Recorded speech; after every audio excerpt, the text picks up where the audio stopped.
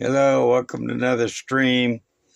I know there's been a lot of questions going on through the media and all White House briefings, and a lot of people asking questions. And Trump has not really been saying too much, but I think if you watch at least the first 10 minutes of this, a lot of your answers are going to be questioned.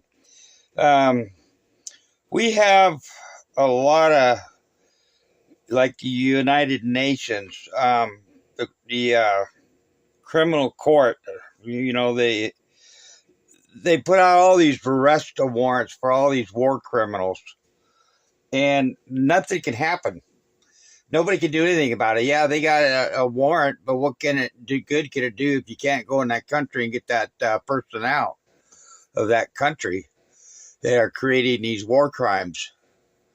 That's why I think NATO is really worthless. This is a really interesting speech by Vladimir Zelensky from Ukraine. He's the president. This is the Munich Security Conference. I think it was, which day it was, I forget. But anyway, this is what he has to say. And I stand 100% behind him on this. And I think most of America and Europe should too. It makes a lot of sense. We have heard that Trump doesn't want to be the only one spending money, and that he wants to get minerals from Ukraine, which is, sounds good to me. Giving them loans instead of just handing out money. But this goes way beyond what most people are hearing or thinking. Let's get into it, and you'll see what I mean by an army being remade. And I think that really needs to happen. Europe army that can respond, because right now it's crazy. Let's listen to what he has to say, and I think a lot of this is from J.D. Vance talks with Zelensky, and also from Trump's directives. So let's get into it. But that's exactly how they staged forces before their full-scale invasion to Ukraine 3 years ago. Is this Russian force in Belarus meant to attack Ukraine? Maybe. Or maybe not. Or maybe it's meant for you. Let me remind you, Belarus borders 3 NATO countries. It has effectively become a foothold for Russian military operations. According to both Putin and Lukashenko, Belarus now hosts banned weapons, medium-range missiles, and even nuclear arms. Putin clearly sees Belarus as just another Russian province now. And we need to be realistic. If someone is setting up a military launch pad, we need to ask, what should we do about it? And more importantly, what can we do before the next attack, the next invasion? Remember, there have already been provocations on the Polish and Lithuanian borders with Belarus, migrant crisis staged by Russian intelligence to store up chaos in Europe. But what if next time it's not migrants? What if it's Russian troops or North Korean troops? Make no mistake, North Koreans are not weak. They are learning how to fight now, how to fight the modern war. And what about your armies? Are they ready? And if Russia launches a false flag operation, or just straight up with no insignia from Belarus, like how Crimea got taken in 2014, how fast will the allies respond? And will they respond at all? Yesterday here in Munich, the US Vice President made it clear. He said, decades of the old relationship between Europe and America are ending. From now on, things will be different, and Europe needs to adjust to that. That's J.D. Vance's. Ladies and gentlemen, I believe in Europe, and I'm sure you believe too. And I urge you to act for your own sake. That was by J.D. Vance, is what he told him. That's who he's talking about. And for the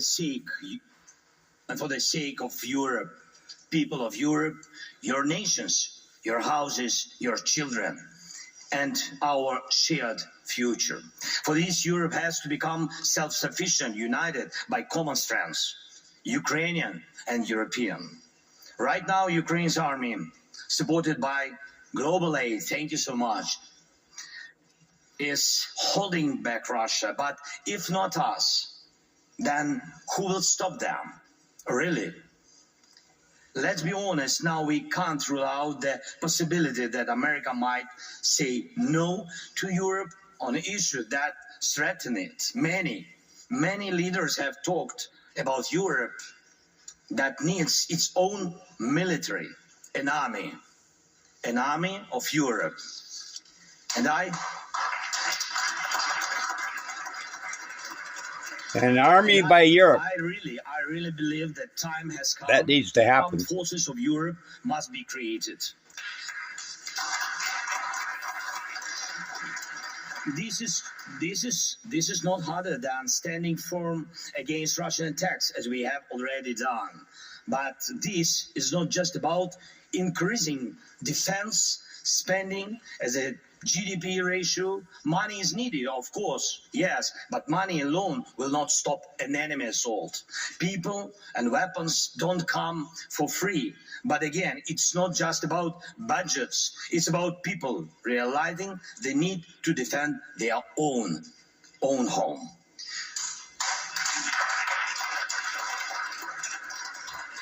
Without Ukraine's army, Europe's armies will not be enough to stop Russia. It's reality for today. Only our army in Europe has real modern battlefield experience. But our army alone is not enough too. And we need what you can provide: weapons, training, sanctions, financing, political pressure, and unity. 3 years of full-scale war have proven that we already have the foundation for a united European military force. And now, as we fight this war and lay the groundwork for peace and security, we must build the armed forces of Europe so that Europe's future depends only on Europeans, and decisions about Europe are made in Europe.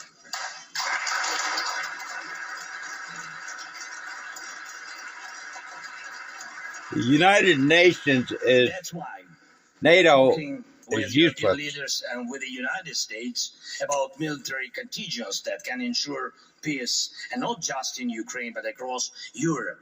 And that's why we are developing joint weapons production, especially drones. Especially the Danish model, for example, of pooled investments for arms production in our country is already working well, very successful. Last year alone, thanks to Ukrainian and partners' efforts, we produced over 1.5 million drones of various types. Ukraine is now the world leader in drone warfare. This is our success, but it's also your success, of course. And everything we build for our own defense in Ukraine also strengthens your security. And the same should apply to artillery, air defense, technologies, and armored vehicles.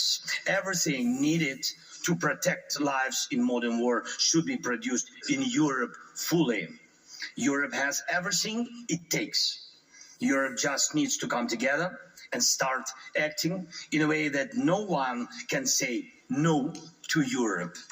Boss it round or threat it like a pushover. This isn't just about stockpiling weapons. It's about jobs, technological leadership, and economic strength for Europe. Last fall, in my victory plan, I propose replacing part of the US military presence in Europe with Ukrainian forces if Ukraine is in NATO, of course. If the Americans themselves decide to go that way, decreasing their presence, it's not good. Of course, it's very dangerous, but we all in Europe need to be ready. And I started discussing this even before the US elections because I could see where American policy was heading. But America needs to see where Europe is heading.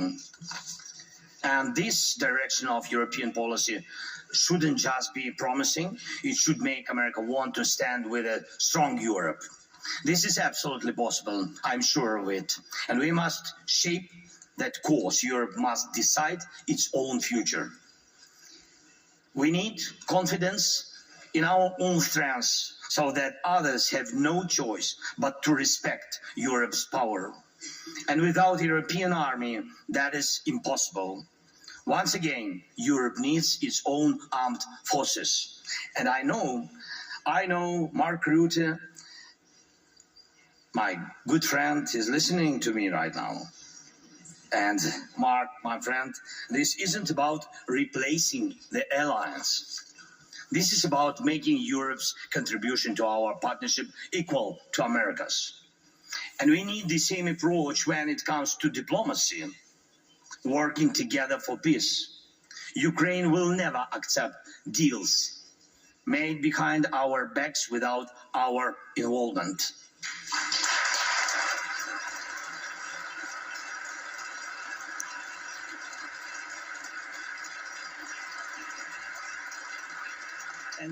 And the same rule should apply to all of Europe. No decisions about Ukraine without Ukraine, no decisions about Europe without Europe.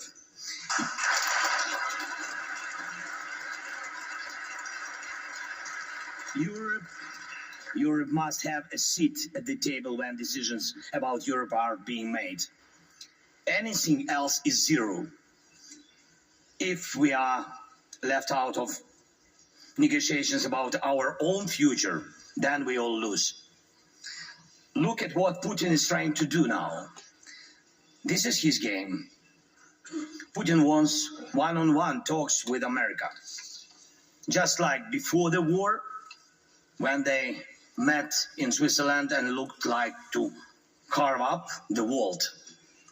Next, Putin will try to get the US president standing on Red Square on May 9th this year, not as a respected leader, but as a prop in his own performance. We don't need that. We need real success. We need real peace.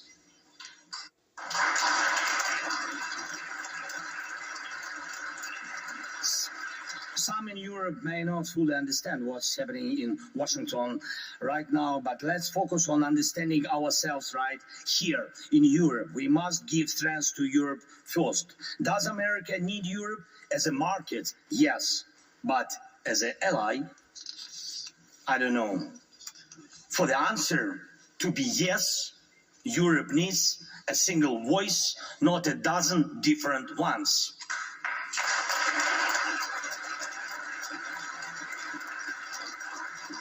And that's a problem of the United Those Nations. who regularly come to Mar-a-Lago need to be a part of a strong Europe, because President Trump doesn't like weak friends.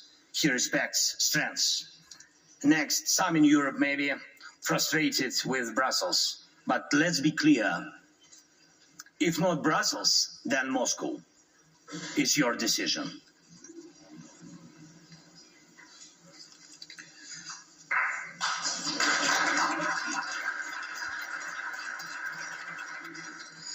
That's geopolitics. That's history. Moscow will pull Europe apart if we, as Europeans, don't trust each other. A few days ago, President Trump told me about his conversation with Putin. Not once did he mention that America needs Europe at the table. That says a lot. The old days are over when America supported Europe just because it always had. But President Trump once said, what matters is not the family you were born into, but the one you built. We must build the closest possible relationship with America, and yes, a new relationship, but as Europeans, not just as separate nations. And it must be equal.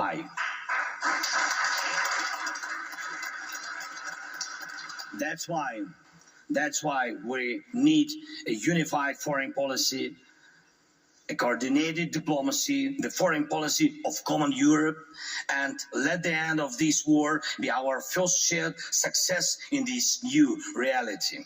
And we are already working to make sure that on February 24th, the third anniversary of Russia's full-scale invasion, we can gather together in Kyiv and online. All European leaders, all key partners who defend our security, from Spain to Finland, from Britain to Poland, from Washington to Tokyo, this meeting must deliver a clear vision for our next steps on peace, security guarantees, and the future of our collective policy. And I do not believe in security guarantees without America. Yes, it will be just weak, but America will not offer guarantees unless Europe's own guarantees are strong. And I also will not take NATO membership for Ukraine off the table. But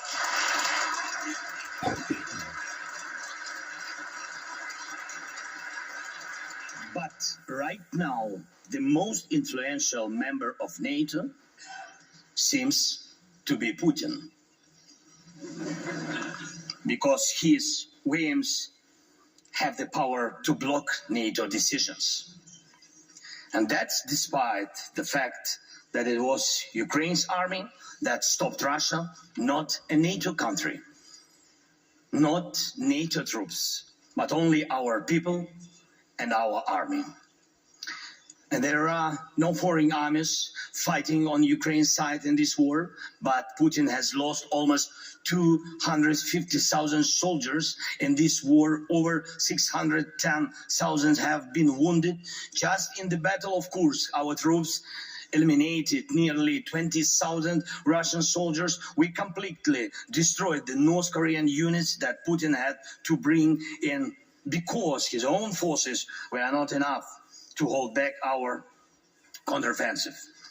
For over 6 months now, Ukrainians have been holding a foothold inside Russian territory, even though it was Russia that wanted to create a buffer zone inside our land in Ukraine. And I am proud of Ukraine. I am proud of our people.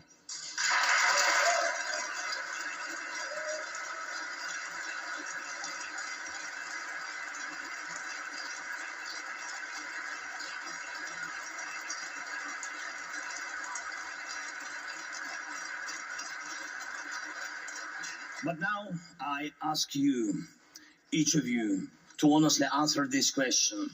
If Russia came for you, could your army fight the same way? I don't want anyone to ever have to find out, God forbid. That's why we are talking about security guarantees. And that's why we believe that the core of any security guarantees for Ukraine must be NATO membership. Or if not that, then conditions that allow us to build another NATO right here in Ukraine. Because at some point there will be a border between war and peace. He's talking about a European army. Is drawn, and how strong it is up to us. My proposal: Ukraine's eastern border, Belarus eastern border, the eastern borders of the Baltic states, Finland's eastern border. That is the strongest security line for all of us in Europe, because that is the line of international law.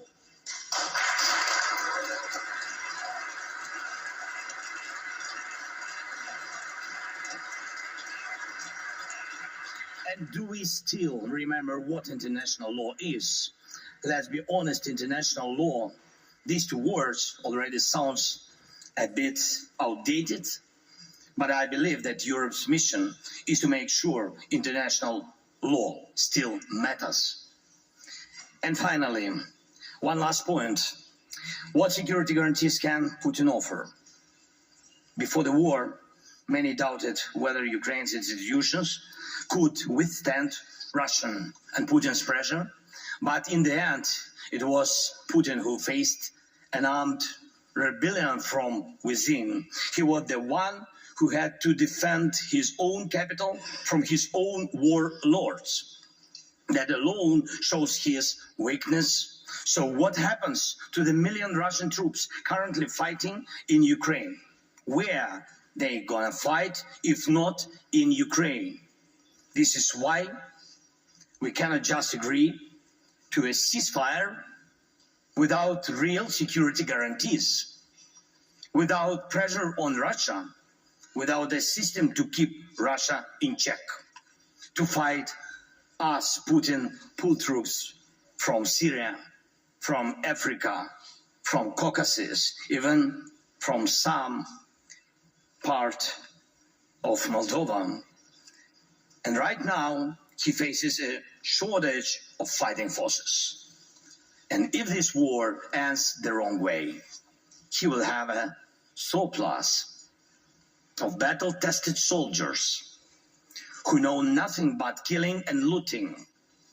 And that is yet another reason why this war cannot be decided by just a few leaders, not by Trump and Putin, not by me and Putin, not by anyone here in Munich sitting down with Putin alone. We must apply pressure together to make real peace.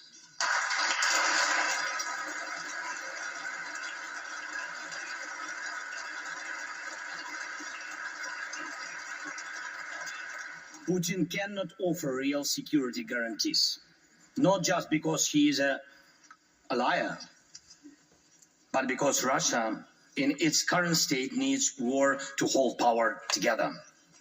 And the world must be protected from that. So, first, the armed forces of Europe as an upgrade to NATO. Second, a common European foreign policy. Third, a level of European cooperation that Washington has to take seriously. Fourth, international law. And fifth, keeping all pressure on Russia, because that the pressure is what guarantees peace, not Putin's words, not just some papers. Putin lies. He is predictable and he is weak. We must use that now, not later. And we must act as Europe, not as a bunch of separate people. So some say that the new year comes not on January 1st, but with Munich Security Conference.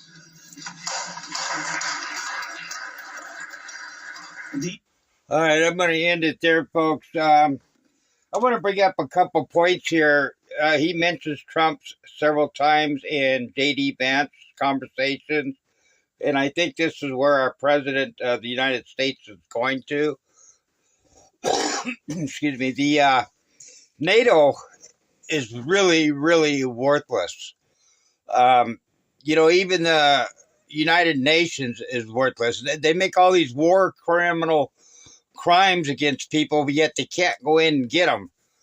It really, really makes sense for the European nations, that's including the U.S. as part of the European nations, to be able to have an armed forces ready to go in and get these war criminals.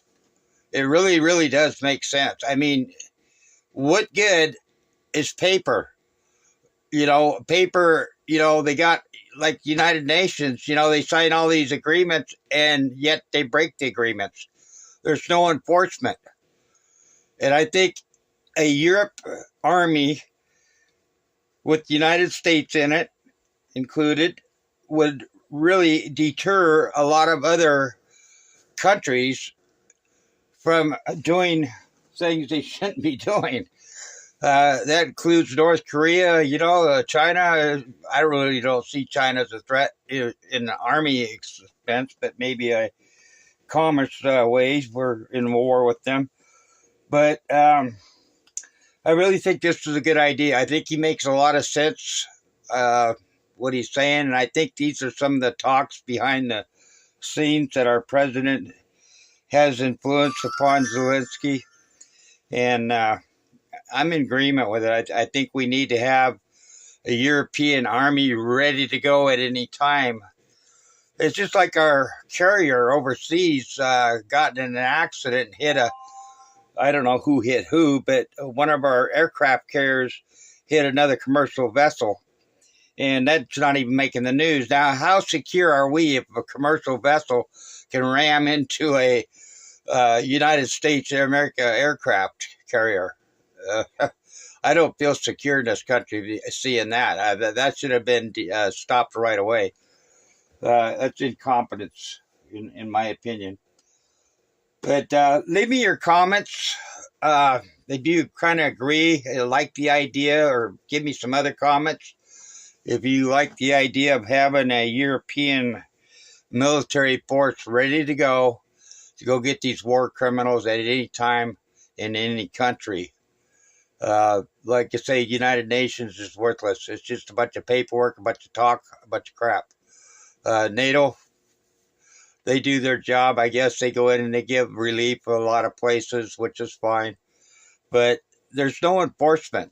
There's really no military enforcement ready to go after these people that are breaking international law. All right, if you guys want to hear the question and answers, that's what's going on right now.